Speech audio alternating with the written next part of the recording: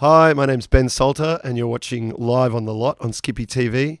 I'm going to play you a song called End of Days.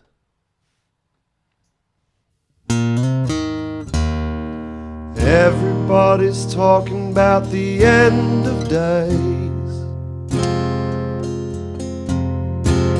They ask me what I'm thinking, but I just don't know what to say. Guess I'm hoping that these dreadful feelings will go away. Ay, ay, ay. Everybody's talking about the end of days. And baby, are we living through the end times?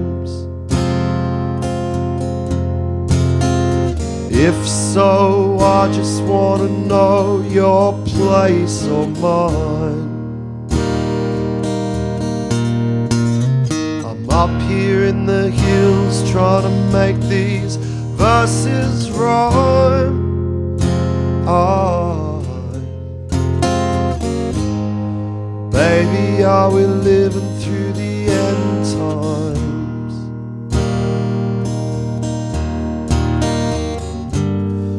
Everybody's saying how it's such a shame.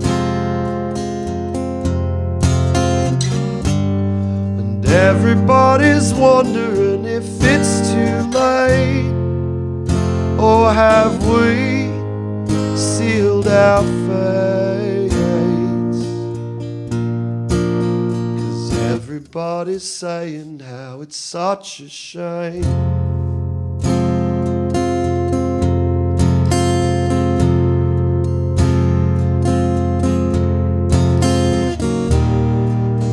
Everybody's out there choosing a side, saying I have to decide. And I just want to run and hide.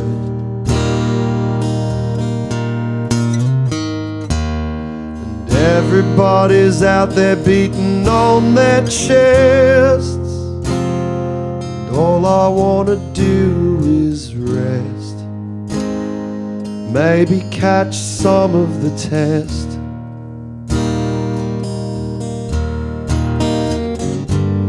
And do you pray to heaven that your soul be saved? Or face up to the future of the human race with an unflinching gaze?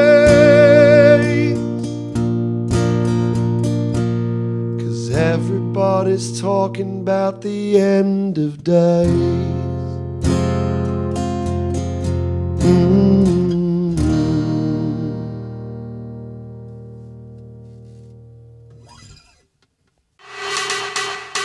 Hey, Jasmine Rae here. Today's guest is one of Australia's hardest working and most versatile performers. He's released 20 albums and EPs with his many bands. His many bands include Giants of Science, the Gin Club, and the Wilson Pickers, who were nominated for some ARIAs. It's very cool. His brand new solo album is called Back Yourself, and please welcome Ben Salter, who is here to perform for us and chat about it. Hello. Thank you for coming. It's my pleasure. You're sounding amazing. Thank you. I get this feeling when listening to your many different sounds of you that you don't like to be put in a box. No, I sort of want to have a go at everything. I guess, like, when I go and see a band, I'm always thinking, like, I want to be in that band. Like, if it's a band I like, obviously. Not if it's a band I hate. But, like, whether it's like a metal band or a folk group, if they're really good, I'm like, oh, I should be doing that. I'm never comfortable doing the thing that I'm actually doing. So, yeah. And I like heaps of different types of music. You know, I love sort of jazz and folk and rock and everything. So I sort of think, why not just have a crack at everything? Did you ever think that you would just be one thing and then decided, no, I'll be something different, or you always wanted to be? Yeah, I guess since the very start, it's been at least this split between sort of doing folk music and then doing really heavy rock. And then since then it's progressed into doing sort of like with Wilson Pickers, which is more sort of like country music and lots of other things. But yeah, always from the very start, I sort of had an affinity for sort of acoustic stuff, but then also really heavy rock, and then so there was always that sort of split Duality. Personality or something. Musically. I just think it's really cool. I think as artists, you don't want to be kind of put in a box, or if you want to feel free to change. But something that I noticed throughout your work is that the lyrics are heavy. Yeah, they are pretty heavy. Even if the sound around it may change and be quite light, but the lyrics just say something more every time you listen to it. I hope so. I mean, it's funny. People say the lyrics are in your songs they seem really thought out, but then I can never remember sort of writing them or anything. I sort of write stuff in notebooks and stuff, and then just whack it all together, and it feels like I'm not really putting much effort in at all. But I think that's me trying to avoid thinking about it on some level or something. But yeah, I guess that's the thread that hopefully on the albums, even though there might be a lot of different genres and stuff, hopefully the voice and the words sort of tie it together a little bit. But yeah, that's very much you. You don't write. You try not to write songs before you go into the studio. Well, for this album, and that to me is just. It's pretty stupid, actually. I don't think I'm going to do it again next time, but that came out of those recording sessions with the Young Liberals and with Anna Gazanthus, where we would just do 3 takes of a song, and then we would quite often have the song titles before we'd written the songs. And listening to those albums still gives me so much pleasure, more so than the stuff that I've really laboured over. So I guess that's what I was trying to do with Back Yourself, and that's why the title is Back Yourself, because the approach was going to go into the studio and sort of have the song titles and some lyrics, rough ideas, but no music, and go in and just the first ideas we come up with and just see if we can make that work. And it ended up being a combination of that approach, but then also being in a studio and pulling apart all these ideas and putting them back together. And it was definitely worthwhile, and I'm really pleased with the results, but I'm not sure for the next one I would like to go write the songs and then just road test them for ages. Yeah. Because so often already, before the album even came out, some of these songs I was playing live and going, oh, gee, that melody's sort of better, or... Are you now playing them differently? Yeah, always. Yeah, they just change straight away. Yeah, they change straight away. But that's okay. I mean, I guess your audience expect that now. Yeah, and I mean, as we were talking before about off camera, the albums have all this instrumentation on them and stuff, and the kitchen sink and all sorts of crazy stuff. But then quite often I play it solo, so people are seeing that already there's a split, between the albums and the performance. So, but I think that's I sort of used to really freak out about that and be like, oh, people will be confused. But it's like, I think if people get confused by that, then they're not going to really have much of a chance with life. Yeah, with life in general. It's pretty, Like, I think if someone falls in love with a song at just an acoustic and lyrics, then they're going to really love it when they hear what you've done. Hopefully. I mean, some people come up and say, they just way prefer the solo stuff and they way prefer seeing it just with an acoustic. And then other people are like, other people like the band. But I used to, like I said, I used to worry about it, but now I'm just like, it is what it is. I can't afford to take the band everywhere. So when I do a band show, it's great. It's lots of fun. But the solo shows, I guess I have more control over, and I can really get into the guts of the songs a little bit. So Is there a song on here that has become like a highlight now that you've gotten to play it a little more?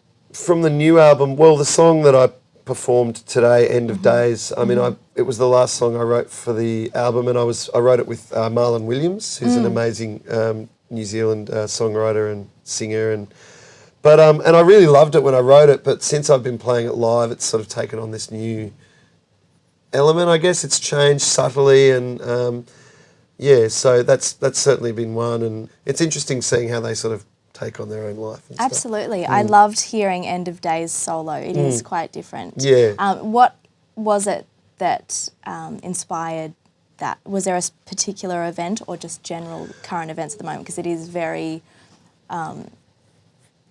relatable to Yeah. so many people right now. Well, it was actually it was before all the latest round of sort of North Korean, nuclear threat and stuff. And I guess it's a bit sad to say that you could have written that song any time in the last 10 years and it would have felt relevant, because I guess with climate change and now this, the US and North Korea going at each other. But I'm not sure what it inspired it originally. I said to Marlon, I was in Littleton in his hometown, and we decided to write this song, and I had to go and pick something up. We got together and I said, okay, what are we going to write a song about? And then I just drove, and I was driving the car, and I'm like, end of day. I just had this line, everybody's talking about the end of days, just came into my head. Yeah. And then I came back and we just started writing. But then I wrote all the rest of the lyrics sort of on the spot during the recording.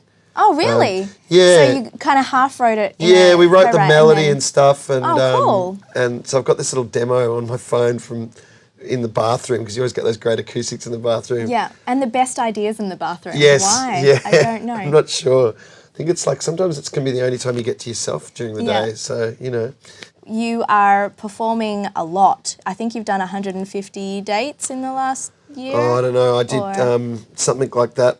I added crazy. them all up for the press release. That's Yeah, well, it's sort of all I do. So Yeah. I feel a bit lost. Also, I can't pay the bills if I'm not playing all the time. So I'm thinking it might be good to have a break soon, because I feel like my life is just incredible. Like I feel like I'm always sort of on holiday, and then I'm always sort of at work as well. So it's not that clear demarcation between this is work and this is like, I'm sort of never not thinking about what's coming up, because I manage myself and I book my own shows. Yeah. Although my partner Jacqueline helps with both of those things now. But yeah, it's, but I have been feeling the pressure in the last kind of couple of months, just because the last 6 months have been so busy. However, it just pours out of you, though. Yeah. It's like something, can you even imagine what you would be?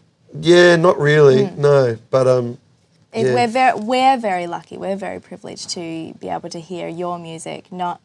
At this point, everyone has points in their life, and I think getting to listen to this album, it kind of ticks all the boxes. Oh, cheers! Thank you. Yeah, it's really, very nice really of you cool. to say. Cheers. Thank you so much for coming on pleasure. Live on the Lot today and sharing your songs. And you will be you're touring a lot. Yeah. So do you want to let people know your website, and then they can jump on there and see if there's a show near them? Yeah, all the dates should be up on bensalter.com.au. And I'm also on all the other things, Bandcamp and the Facebook. The Facebook, the Instagram, all the other things. So, cool. Get in touch. Pretty accessible, and if I do a lot of house shows and all that sort of stuff as well. That's really cool too. Yeah, so hopefully might see some of you out there at one of your the house. shows. Yeah. Awesome. Yeah. Thank you. Thank you. Cheers. Thanks for having me, Jasmine. Hi, I'm Ben Salter, and you're watching Live on the Lot on Skippy TV, and I'm going to play the title track from my new album. It's called Back Yourself.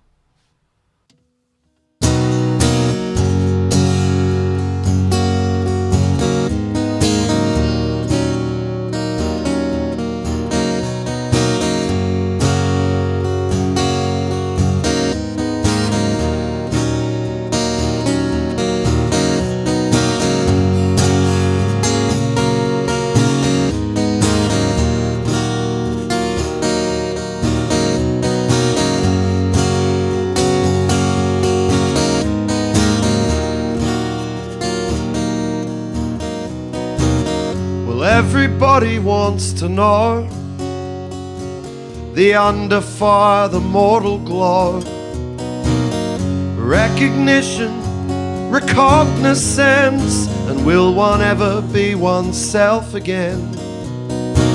A twirl of beneficiaries, super colliding indelicately, name withheld, age withheld. Will I ever be with I again?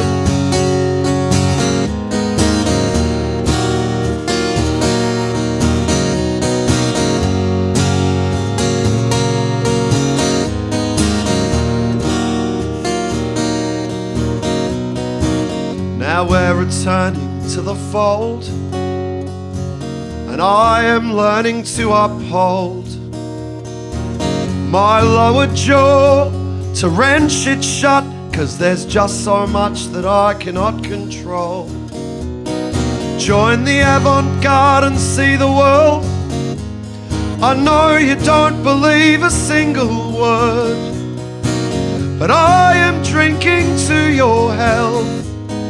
Pull yourself together, back yourself.